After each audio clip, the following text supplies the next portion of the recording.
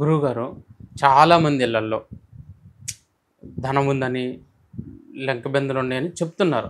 అసలు దీని వాస్తు శాస్త్రం ప్రకారం ఇది మనకు ఐడియా తెలుస్తుందంటారా? అంటే స్వామి, ఒకవేళ భూమిలో ఏమైనా ఇలాంటి లంక బిందెలు కానీ ఇలాంటివి ఉంటే సిమ్టమ్స్ మాత్రం కనబడతాయండి. ఓకే. సిమ్టమ్స్ మాత్రం కనబడతాయి. కానీ అది కూడా యోగ ఫలమే.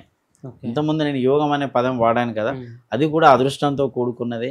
యోగ ఫలమే. యోగం కనుక ఉంటే అది వారికి చెందుతుంది. ఓకే. యోగం లేదనుకోండి, అది బయటికి రాగానే ఆ ఇల్లు కోరుకోలేదనుకోండి, సక్సెస్ నువ్వు తీసుకోలేదనుకోండి, అది బయటికి రాగానే పోలీస్ కేసులు అవుతాయి, జైలు పాలవుతారు, ఓకే. లేకపోతే ఓరు కొట్టుకొని చేస్తారు. సో అది దాని ఎఫెక్ట్ ఆ విధంగా ఉంటుందండి. అది యోగం ఉన్నప్పుడు వాళ్ళకి దొరికే అవకాశం ఉంటుంది. యోగం లేకపోతే బయటకు వచ్చి సమస్య అవుతుంది, పోలీస్ కేసులు అవుతూ ఉంటాయి.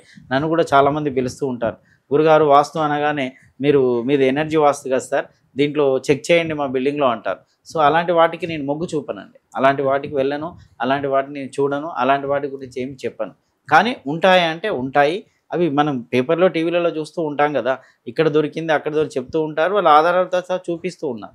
సో పురాతనంగా కొందరు కొన్ని ప్రాంతాల్లో వాళ్ళు ఇంట్లో పెట్టుకుంటారు. అప్పుడు ఇలాంటి బీరువాలు లేవు, బ్యాంకులు లేవు, కాబట్టి ఒక బిందెలో పెట్టి దాచుకునేవాళ్ళు. అది కాలక్రమేణా స్థానభ్రంశం చెందుతూ పోతూ ఉంటుంది. సో ఆ విధంగా దొరికే అవకాశం మాత్రం ఉంది. ఓకే.